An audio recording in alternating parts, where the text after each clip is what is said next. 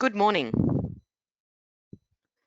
Welcome to the fourth of our final series of webinars, the Women in BIM Career and BIM session.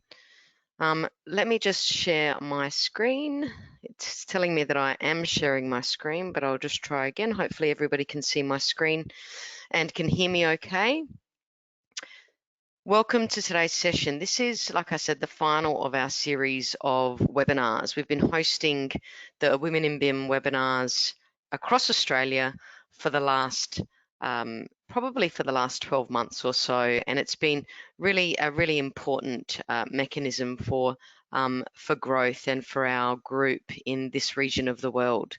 Women in BIM is very much now growing across this region to support the requirements of obviously the uptake of BIM and digital construction in our sector. And I'd really like to obviously welcome everyone to this session today and thank you for your attention. And obviously we'll be having quite an exciting discussion today on some of the up and coming areas of BIM and digital construction in our region. This is episode 4, which is effectively focused on what is happening up in Queensland, and we'll get to that as we move forward. Before that, I'd just like to give you, I guess, a little bit of an introduction to who we are. Firstly, I'd like to welcome and acknowledge the country. So Women in BIM acknowledges the first people as the traditional owners of the land on which it operates. We pay our respects to the elders, past, present and future, and obviously to all Aboriginal and Torres Strait Islander peoples across the many communities we live, visit and work. So for those of you who don't know much about Women in BIM, or those of you who do, this is a welcome back to those who have attended some of our previous sessions, and a welcome to those who have not attended any of our sessions in the past. But Women in BIM was very much founded in 2012 in the UK as a response to the lack of representation of women and diverse, genders and ethnic minorities across the construction sector, and specifically focused on, I guess, the technological side of the construction sector and the BIM community. BIM very much was a strong initiative over in the UK at that time, and there was an uptake of many conferences and many initiatives over there as a response to the UK BIM policy, and therefore we felt it was an important time to establish a community or a networking group to very much focus on 3 key objectives. And those key objectives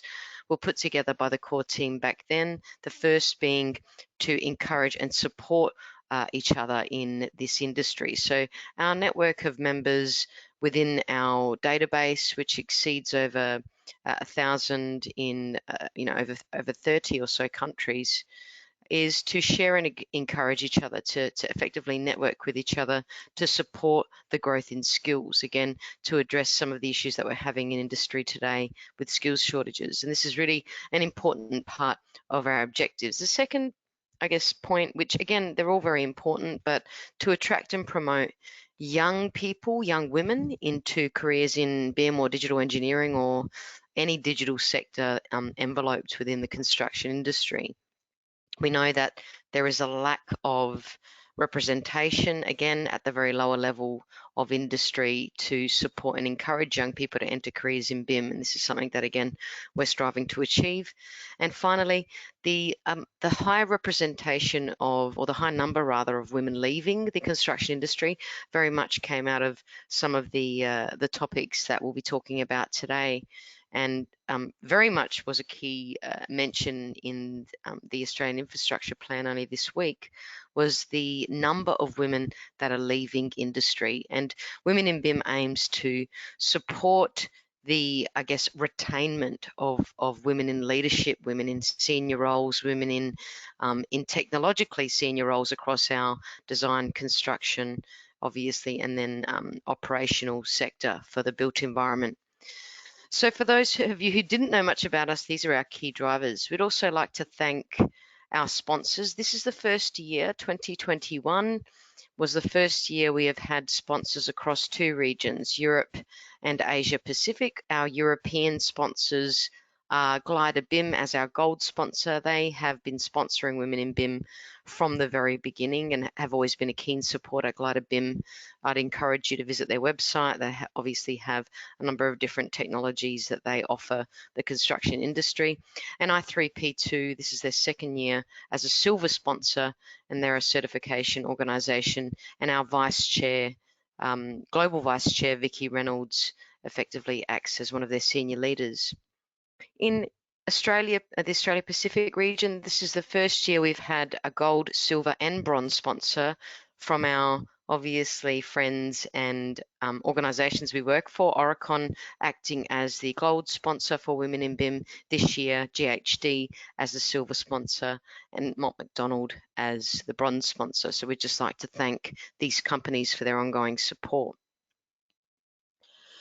So when we talk about BIM as a process and about structured data and gathering intelligent data. And many of you on the session today would understand the importance, obviously, of gathering intelligent data in a structured way. And therefore, we'd really like to gain some insight into the industry. And we effectively ask questions to our people across the webinars so that we can gather some data which relates to this session. So I'll leave this slide up for a few minutes and talk you through the question that we'd like you to answer today. And really, we, even though we're talking about careers in BIM and the future of the industry, we want to know from you what you think the future of BIM or digital engineering looks like. You know, if it's one word, if it's a couple of words, if it's a sentence, you know, what do you think the future looks like? And, you know, are there kind of key words that we can gather? Because menti.com will allow us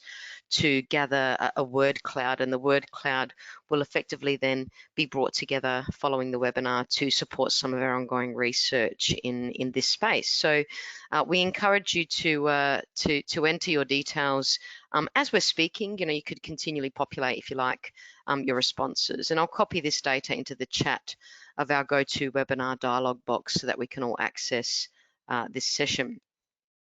So I'm conscious I didn't introduce myself formally at the very beginning, which is something that I'll probably take advantage of, but I'll do so now. So for those of you who don't know me, I'll be moderating the session today. And I'm effectively the founder and global chair of Women in BIM, and I'm also recently been appointed as the principal digital operations / enablement within Aurecon, supporting the digital enablement services within the business, and very much I guess, enabling growth within the company regarding services that can be brought in this space in BIM and digital engineering, but very much been working in industry across the world in BIM and digital engineering in a number of different areas. And very much my background is in architecture and construction management. And I moved into BIM and the digital space some time ago, and now very much act as a strategic lead for the company. And it's very much been a wonderful experience for me so far within Aurecon, and a great company to work for. So with that, I'm going to stop sharing my screen, and I'm going to turn on my camera so that you can see me. And I'd just like to very much ask the first of our panel members to introduce themselves. So the first person I'd like to introduce themselves and to turn on their camera, please, and audio, is Carol Hon from the Queensland University of Technology. Carol, welcome to our session. Thank you for having me.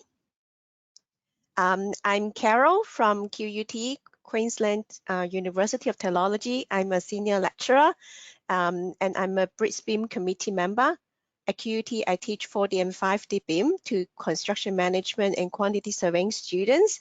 I myself got a quantity surveying background, and I started my BIM journey in 2015 when I was given a BIM unit to teach and unit coordinate.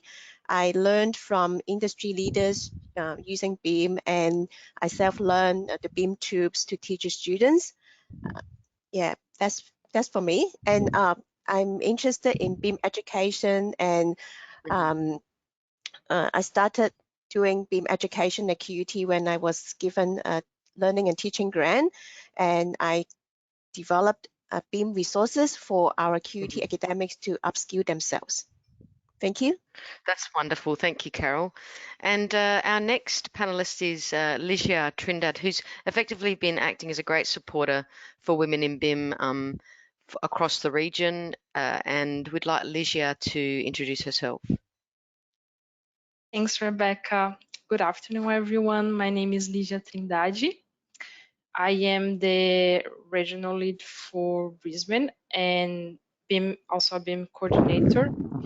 I have just started at WSP today, so it's a new chapter in my career. So I believe that will be a great journey. So previously, I was working at Cross River Rail for Willow as a digital coordinator as well.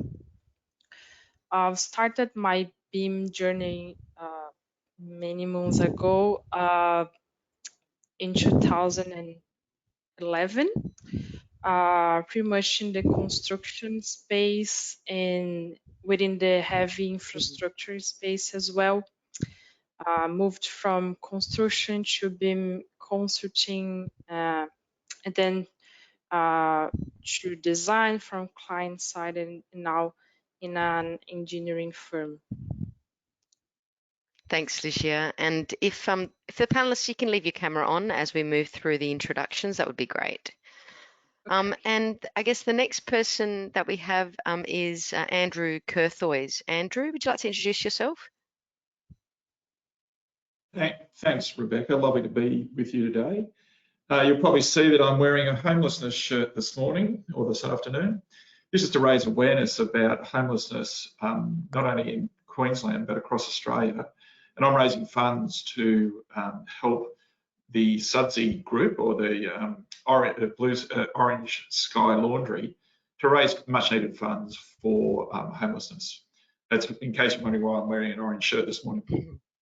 Well, thank you very much for having me along. I've been involved in BIM basically for about the last decade or so. First of all, I started looking at it when I was working at the Queensland Performing Arts Centre and the value that it was providing for stage sets and for the whole operation of the Queensland Performing Arts Centre. I then was given an opportunity to look at BIM implementation through the State Infrastructure Plan that the Queensland Government released in 2016. And we developed the first a draft policy position for Queensland, which was then adopted by the Queensland Government and is still, to my knowledge, the only cabinet mandated policy in Australia.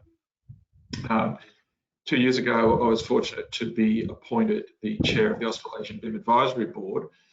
And so what I'm particularly interested in, Rebecca, is the opportunities that BIM will provide, not only for today, but for the future. And I was delighted to see last week you released the Australian Infrastructure Plan, which moved to a digital by default approach rather than digital by exception.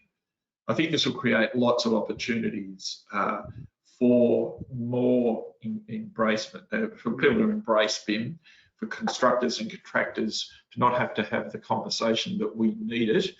People will, organisations and companies will expect that we're doing it. And I look forward to the conversation today. Thanks. Yeah, look, Andrew, thank you so much. And you've been a great supporter of Women in BIM for many years, as well as some of the other initiatives we've been running. So really appreciate your support and very excited to get the conversation going. And our final panelist is Melissa Wiskicki from Aurecon as well. And I'd like to invite Melissa to introduce herself. Hi, Rebecca. Thanks for inviting me to join today. Apologies for the lack of camera feed. My connection's not all that strong here, so I've had to drop that for today. My role, I'm the digital practice leader at Aurecon, which is a global engineering design and infrastructure advisory firm. My role is responsible for driving our digital strategy, which at its heart is about people and skill development, continuous improvement in digital delivery, and basically around solutions and tech to drive what our clients' project outcomes are. My background is in software engineering and enterprise software and digital transformation with a big emphasis on user experience and data insights for asset intensive and project intensive clients.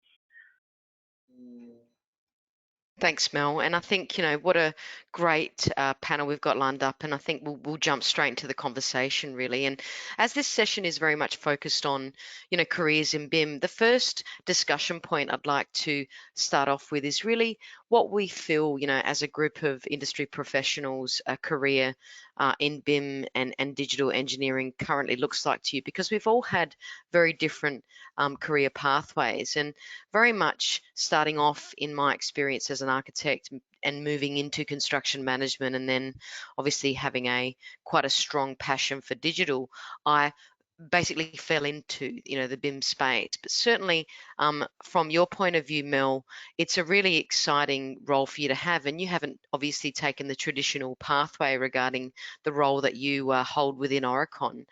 Certainly, I mean, what's your what's your career pathway? How can you provide some insight into really where you got to today in your role within Aurecon? Sure, yeah, you're right. I haven't come from a traditional background, but my experience in sort of the built asset and geospatial systems and a big focus on enterprise-wide data sets gave me a sort of really strong pivot into another industry that I was really being drawn to. So for me, at its heart, it was all about the data that supports the systems to provide outcomes. So my role really focuses on a lot of different tech and solutions to be able to furnish what it is that the client's trying to achieve, but really focused on the people that are going to have to digest that information and transform it into something that's really usable to help decision making. And I mean, I think it's really important to touch on the different types of roles as well in kind of the BIM landscape. Even though we're women in BIM, we very much touch on the wider digital elements of the construction industry. BIM is only one part of it. Certainly, there's digital engineering, in this region, and some of the other kind of initiatives like smart cities and digital twin. But certainly, Ligia, I mean, with your new role, it looks like you've obviously taken on quite a technical role. Do you feel that, young people are challenged by their lack or inability to fully understand the technology? I mean, how have you been able to, move past those barriers in your career with the uptake of the technology that supports BIM? Well, I guess that technology itself is not the biggest challenge, I would say. But how do we use the technology to support different processes within the construction cycle, which I think that it's what takes time and it requires at least a bit of exposure in the field. So I think that what I noticed that many people think that like for you to be able to become a BIM manager, for example, you need to master as many softwares as you can, but it's not true and it's not realistic. So what happens in my case, for example, when you are working in a specific project, you have to master like specific functionalities of a variety of softwares to support a specific process. So I think as soon as you get to know your goals and have an idea about which type of which technologies can support them, the how to operate it is the easiest part. So I think that the most important is to have like a specific mindset oriented to like innovation and like if you are having interest about technology and innovation, I think that you are like halfway through. And I think I feel that I'm constantly learning, even in my, Exactly. in my day-to-day role, there's something always popping up. And, I think people that are, within their careers in BIM very much have that kind of open mind to appreciate the constant learning journey, I guess, that we all have.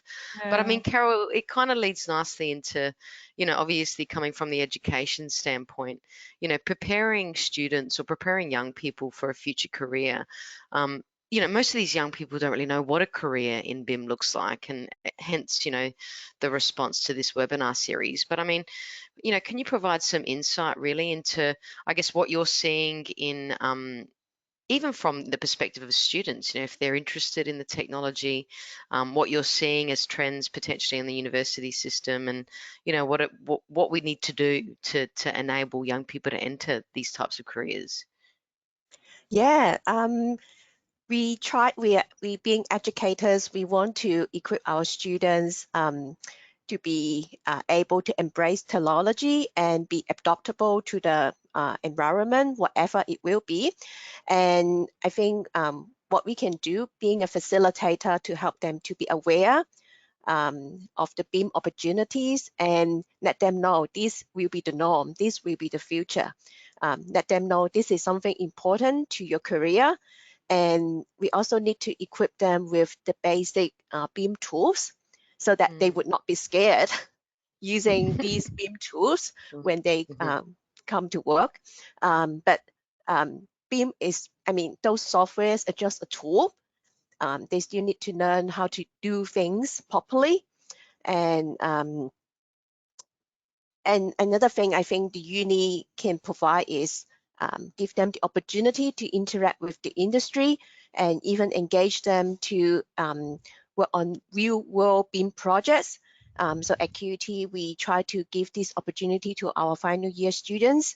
We try to give student opportunity to come from different disciplines to work as a group, which resembles what would happen in the real world. You got people from different disciplines, mechanical engineers, architects, and construction managers work together in the project using BIM models, see how they can actually do their job, perform their duties in their roles using the same common data environment. Yeah, and I think, one of the things that we often talk about is, the inability for students to fully grasp the realities of what what it's really like to work in construction. I mean, even without the BIM debate in place, and that's really challenging, I think. But I mean, in your experience, Andrew, how have you been able to move into the different roles that you've been in BIM and act as a thought leader in this space? And how do you encourage young people, I guess, to enter these types of careers? Rebecca, I guess I've been very fortunate to have a construction approach, but also a policy approach. I know, particularly within government, that you need to have policy platforms and decisions to change directions, right, and to create opportunities. So one of the things that I was able to lead was to get the BIM policy in place across the Queensland government, and then showcase that to other jurisdictions, but also work with other jurisdictions on the work that they were doing. In particular, New South Wales, Transport for New South Wales was doing a lot of good work.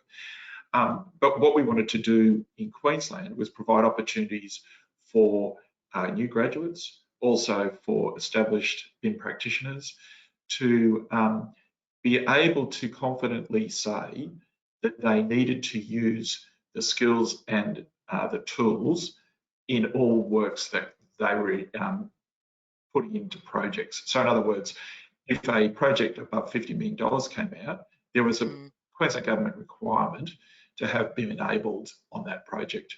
Now, what does this do for students? This provides a pathway for them to see that if they can get involved in big projects, that they will see opportunities to use the skills that they've got that Carol mentioned.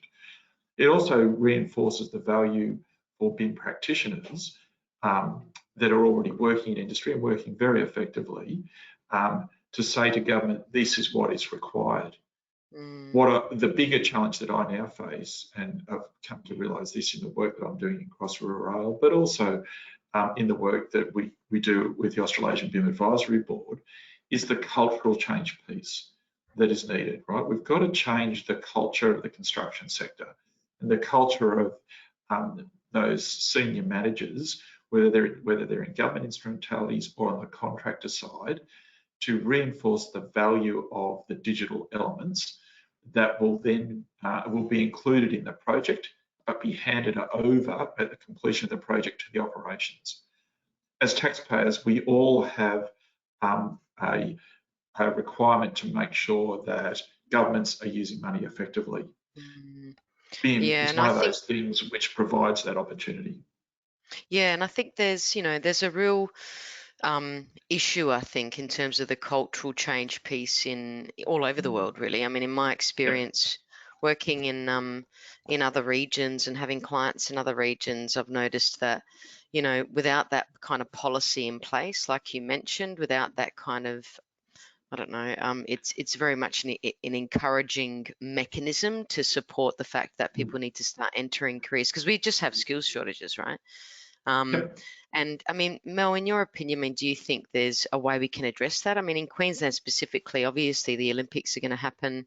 We've got a lot of great initiatives happening up there in terms of, you know, digital. You know, how do we bring in and source the right people to support this great uptake, I guess, of BIM and digital engineering?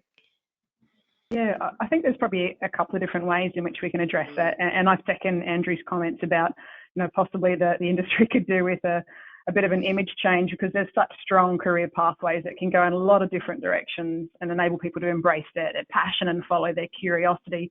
And certainly the Olympic side of things, you know, it's a really exciting event that we've got on the horizon. And the reality is, even though it's scheduled for 2032, we're already seeing positive influences of this much sooner, you know, as infrastructure starts to curve towards those needs of the future SEQ. But in terms of what it means in practice, you know, there's so many different ways in which we can make this meaningful to us and excite people into this industry, because in practice, it might just mean having a team member who, you know, might be a big sports fan who attends a lot of football games, which means they spend a lot of time in stadiums, for example. And it's sometimes those people that are in those opportunities where they look around and go, and imagine if we could do ... by sitting there and dreaming it and imagining it. And there's so many different roles, you know, from a business support perspective, that really bring that richness of imagine if into our industry. Totally agree. And I think this is the thing. I think we need to be quite open in the fact that we're talking about careers in BIM, but these careers are constantly evolving. And this is the challenge really with universities, I think, because the career pathways are totally different for everybody you speak to in the BIM or digital engineering space. You know, we're seeing a lot of architects move into this space. A lot of us have come from architectural backgrounds, but then we're seeing people that come from, you know, completely different disciplines. Mel's a good example of that. But Carol, I mean, how do we ensure that within the university there are incentives for people, particularly in Queensland now, and they understand that link? Because we understand there's a link between the fact that there's going to be the Olympics, there's this strong infrastructure plan, you know, there's digitally driven focus for industry, but how can students possibly understand that and see those opportunities? I mean, what do you think? I think there are initiatives among universities to increase the BIM element in the curriculum, no matter it's architectural course or construction management or civil engineering. But I know BIM career is exciting, but probably it's not for everyone. And we need to introduce BIM as a platform.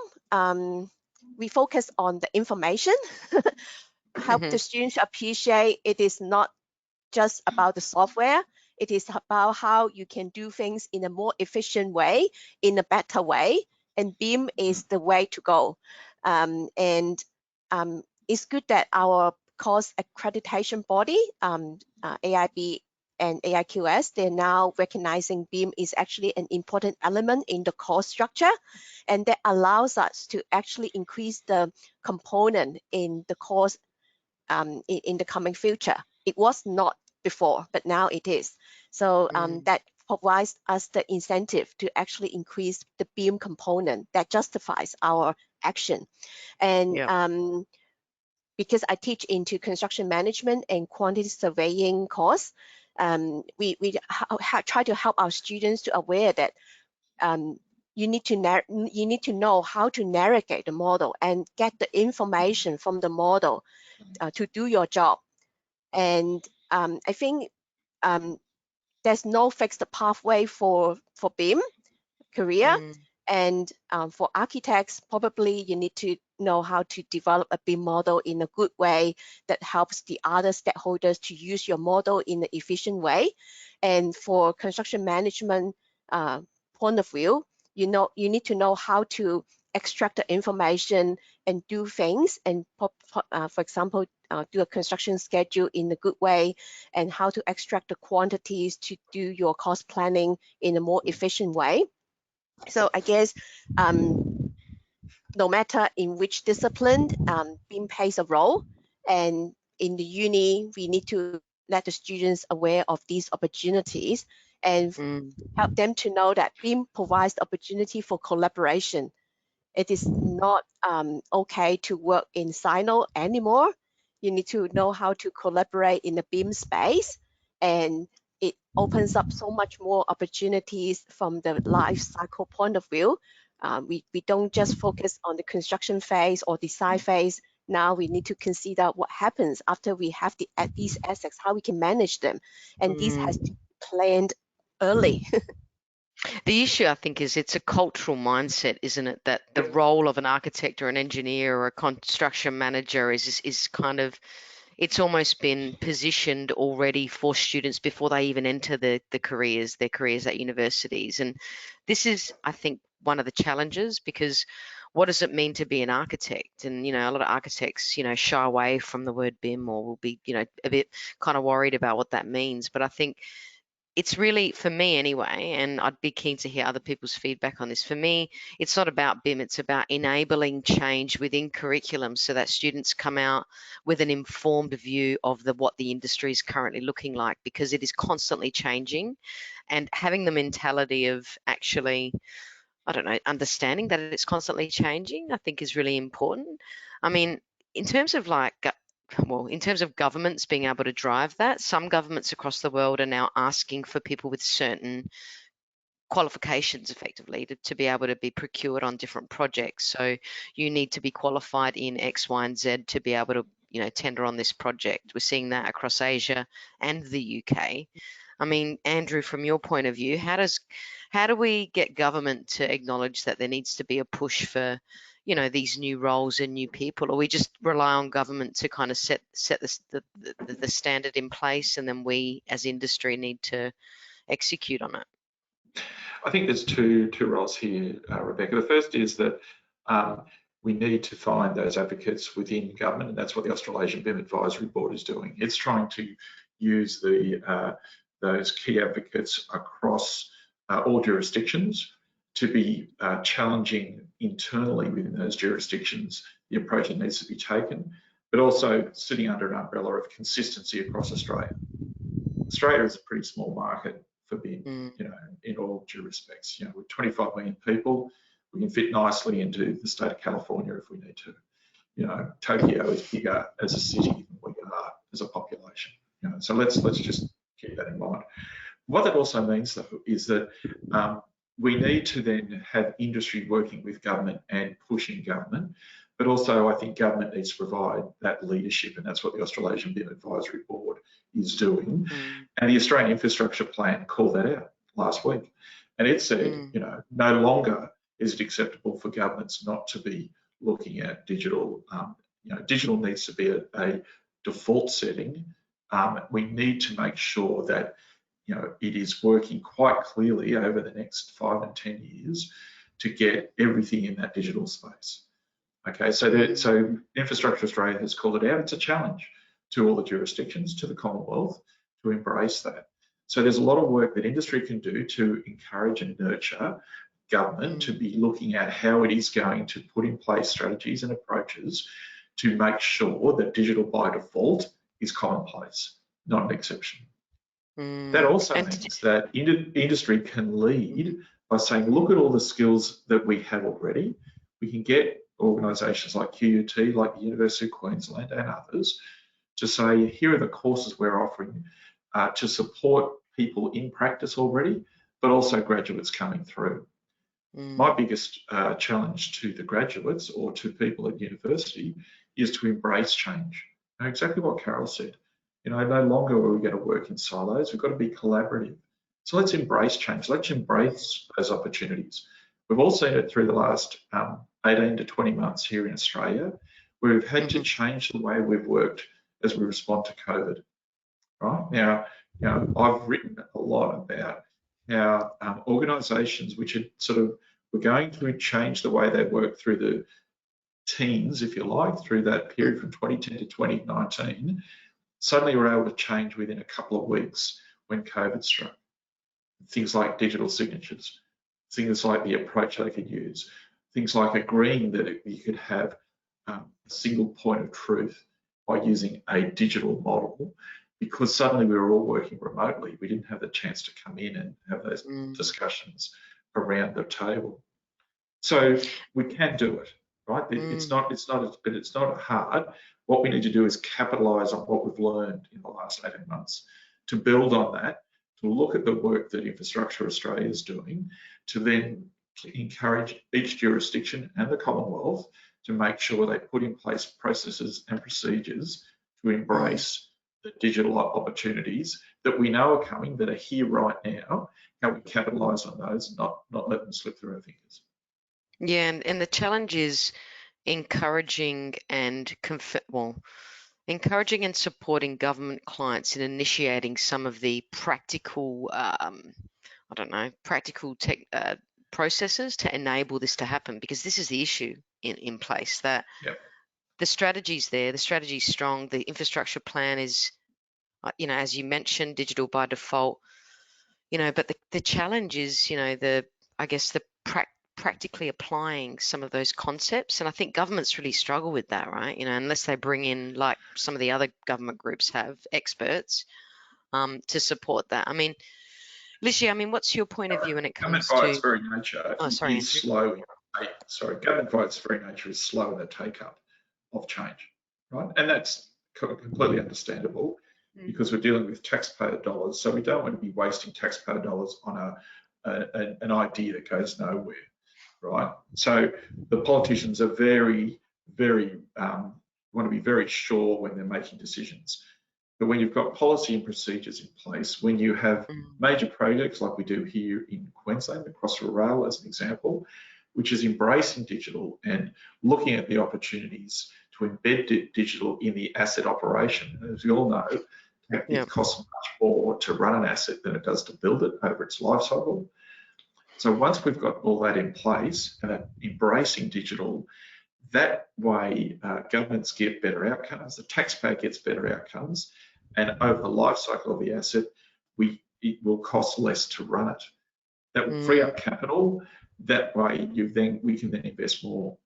So I think part of that big challenge, Rebecca, is that we need to be having industry, continually engaging with government, continually pushing government to get the best out of its investment dollars it's making, not only in the capital phase, but in the operations phase as well. We can get to that and taking the politics out of it, because this becomes political in some points. You take the politics out of it, and we move away from where we have major contractors say, "Oh, we can do it cheaper if you don't want BIM."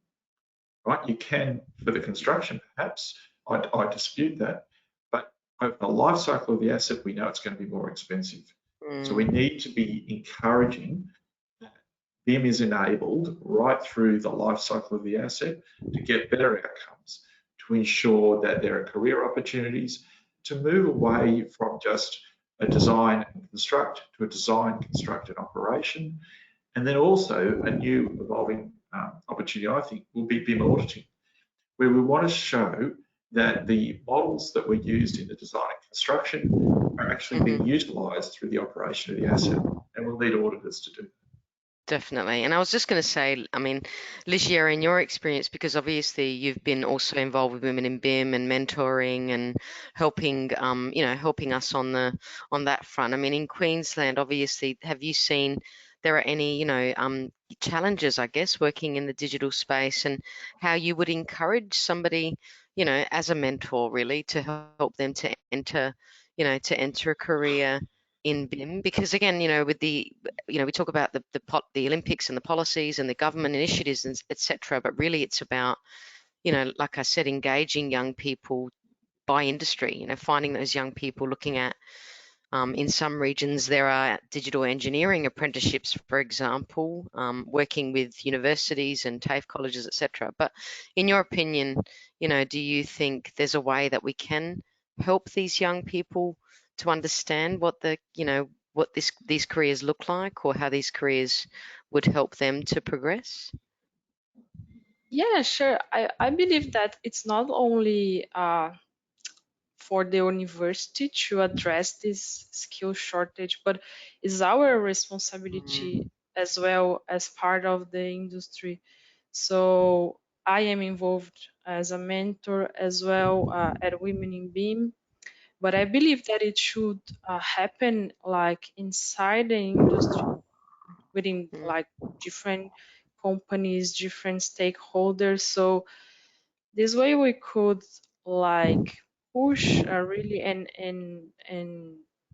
really provide the skills that are really needed for the industry, and also like the industry, not only the government and the industry, but the industry and the university work closely as well.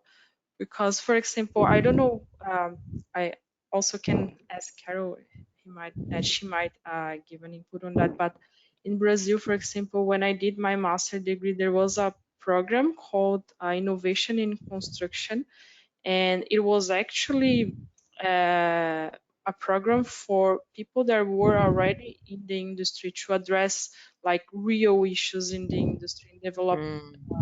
solutions for real issues. So I don't know if there is something similar happening at the moment, but it would be interesting to know as well.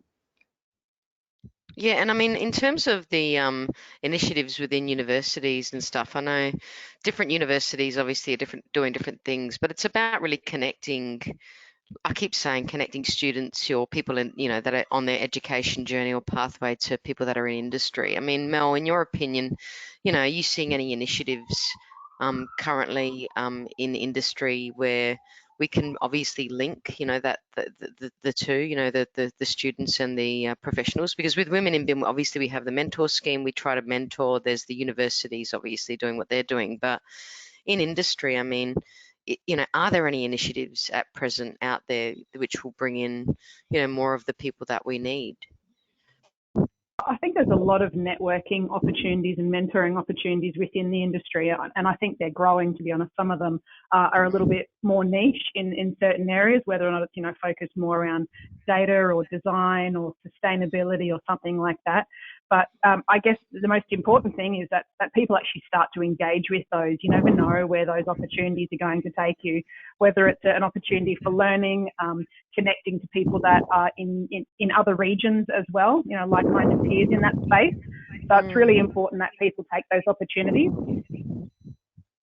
I agree with that, and I think there was so much on the kind of I guess the links between industry and education in other regions. I think I'd like to see more of that really in Australia. I'd like to see more of that happening here with bringing in, linking in digital. An example is the digital engineering apprenticeship, where we have two digital engineering apprentices within Aurecon, and that was an initiative by SA Power Networks and Sage in South Australia, which I think is a really important way to provide that link, because there could be pathways for those young people into kind of higher education if they see fit. It's really just a saying to these young people that it's not just about an education in a university. There are other ways that this can happen for you.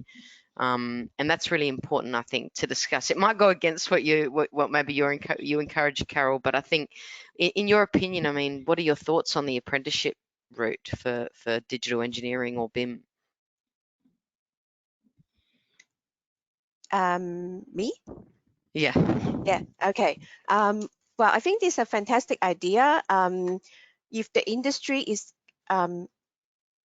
happy to help, I think in the uni we find the challenge being is okay. It's relatively easy to invite a guest speaker to come in to give a 1-hour presentation, showcase what they're doing about BIM, but then it's harder to engage people from the industry to actually work with the student on a real world issue, on a BIM project that involves a lot of negotiation and time commitment. I think that's what we actually face the challenge. And many of our students, they would work as a cadet in their second year. They may or may not be exposed to BIM, depending on the company they join, the scale of project they're working.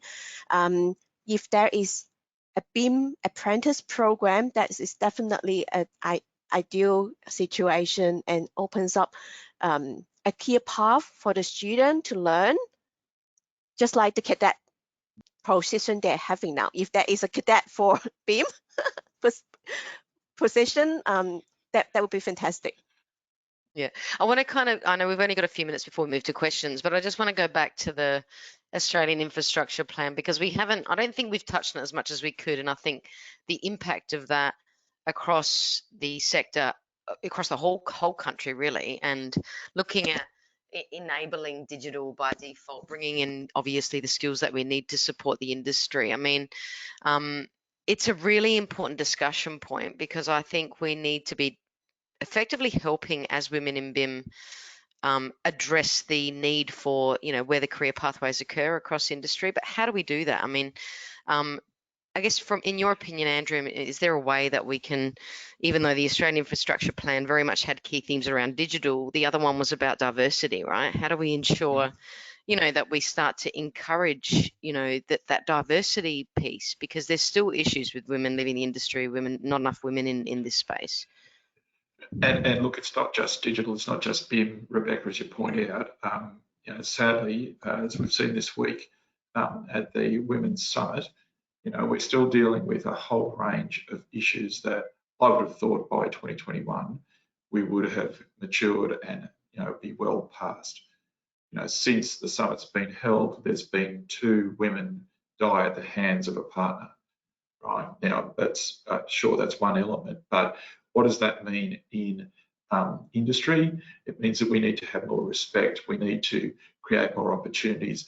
We need to be embracing pathways for everyone, but particularly for women, to be able to move up the ladder, to showcase their skill and ability in different roles within organisations. And it's wonderful to have these 4 very capable women here today who've all made significant steps in their professional career, whether it's through teaching, whether it's through the different pathways that they've got to where they are. It's showing to young women coming in that there can be pathways, that there are opportunities. Now, that's what we need to all be focused on, is to be promoting women into those positions if they choose to do it. We also need to respect that some women may not choose to do it, and that's totally fine as well, right? But we want to provide the same opportunities to everyone, rather than have, well, she's going to be a mum at some stage, she's going to take time out of her career, all that sort of stuff. She might, but that doesn't mean that she can't be employed to take on some of those careers in BIM. It doesn't mean that she can't be employed to have a full professional career that a male counterpart could.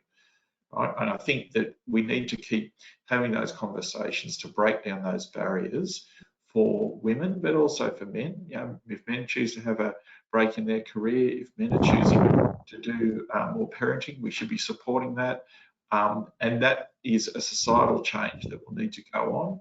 But the only way to do that is to have conversations in the workplace, in industry, in organisations such as Women in BIM, to make it commonplace, to not make it something that sits in the closet or sits in the corner somewhere. If we if we don't talk about it, then people won't see it as an opportunity. That's what we need to do. We need to embrace change. We need to create those opportunities, those diverse pathways, to get the best and the most capable people into roles to let them flourish and grow.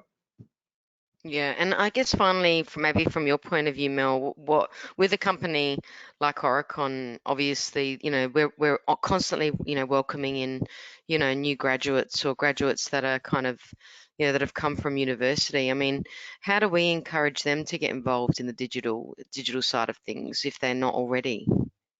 I think part of it is around, number one, flexibility. Like we talked about diversity and inclusion, so flexibility plays straight into that for a start, showing that people can have a great career as well as focus on the other passions in their life. Probably secondly is also about creating confidence in the industry.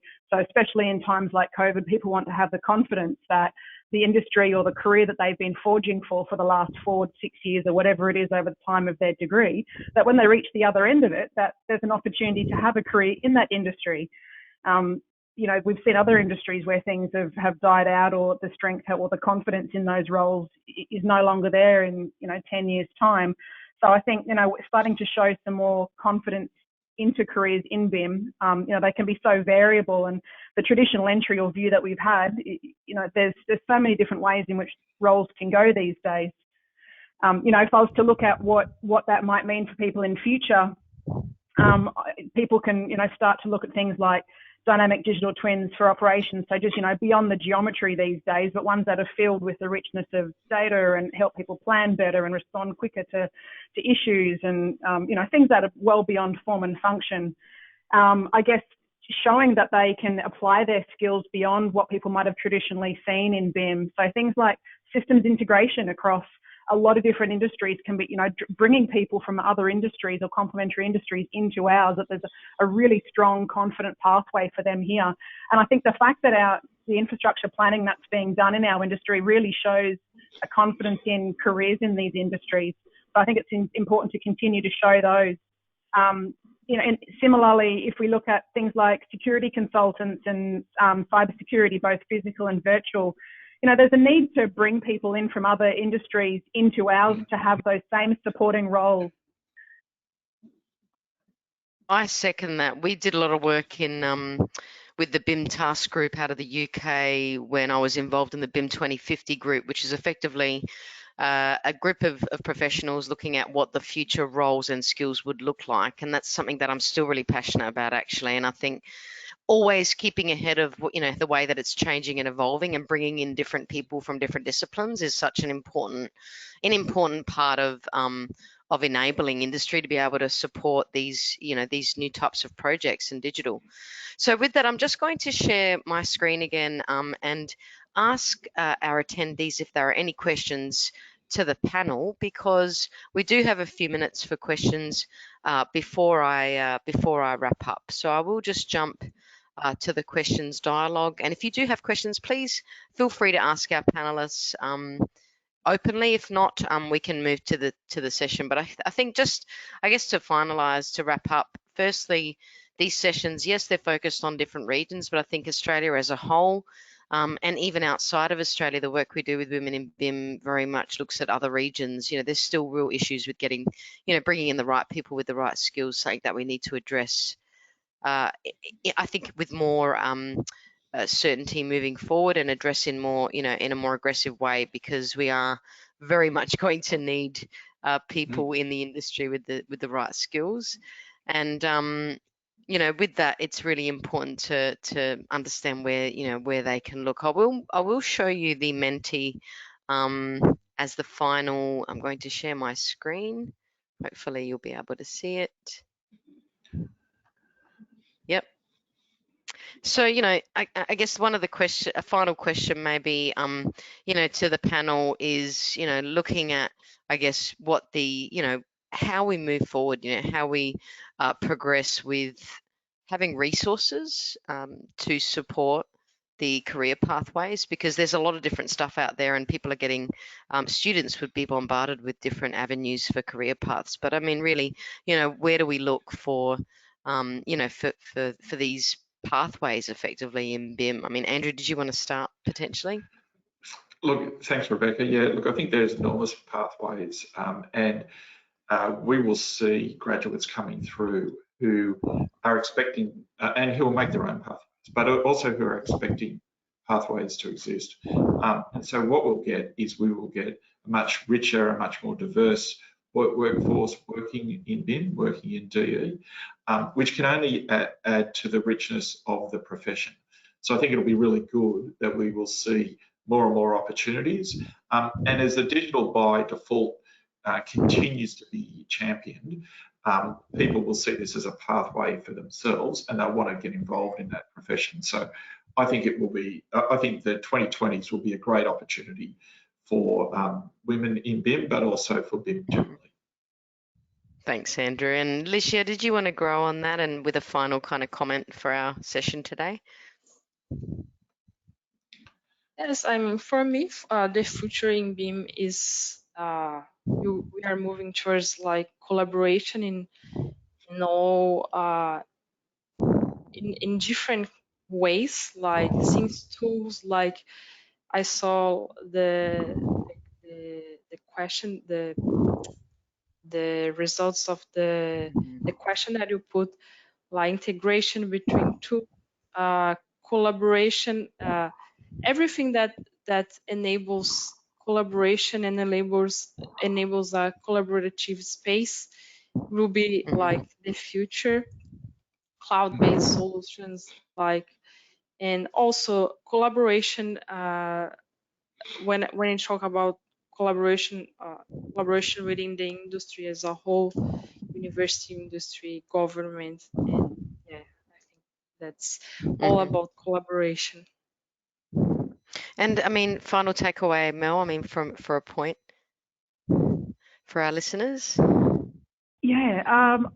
Look, I think anything that's augmenting our physical environment for the, for humans and landscape with things like robotic systems as well. I think anything that's removing people from risk and reducing repetitive strain is going to be really key for our future, or areas that are, really struggling with, labour shortages and so forth. Think about reducing risk of our people. The work that our team did following the Christchurch earthquake, saving lives and reducing risk. I mean, that's what I see as a real future in that space too. It's not just about building, but also about recovery. Yeah, absolutely. And I think it's, it's really important to think about. We haven't even touched on, the looking at legacy assets and how we design for, what goes beyond up there with the Olympics and stuff. But certainly it's something that we need to think about. And Carol, I guess from you, final point from your kind of education standpoint for our listeners. Yeah, BIM is the future norm, and anyone working in the construction industry cannot avoid it. So get onto it now. No matter you will play a key BIM role or you have different responsibilities, you probably can't avoid using BIM in some sense. So I would encourage students, really get their hands on it. Thanks so much, Carol. And I think with that, we'll just wrap up. And I guess the last slide really I'd like to, before thanking our speakers, is just to give you a little bit of a preview as to what's coming up next. We are going to collate all of the data for the Careers in BIM sessions we've been hosting across Australia and create essentially a white paper. We'll have some insight from all of the panelists across the year, which has been really exciting. And we'll be able to present that back in our final year event, which we're hoping to host at the end of November, which will be a virtual session, obviously, for those of you who are interested. But in 2022, Women in BIM will continue activities. We have our mentor scheme. We are continually recording podcasts. We are continually hosting webinars across Australia, the UK, South America, Europe, and Asia. And obviously, we have our regional leads, and they are people who represent a particular region of the world in driving the Women in BIM agenda. So thank you very much for your attention. If you're interested to obviously get in touch, here are our details. And with that, I'd just like to thank the panelists for your time. Obviously, it was, you're all volunteers and you all have such a great interest in Women in BIM. So I sincerely thank you. And yeah, let's hope our future's a positive one. So thank you again. Thank you, everyone. Thanks, Thank Rebecca. you. Thank you, everyone. Thanks, Beck. Bye now.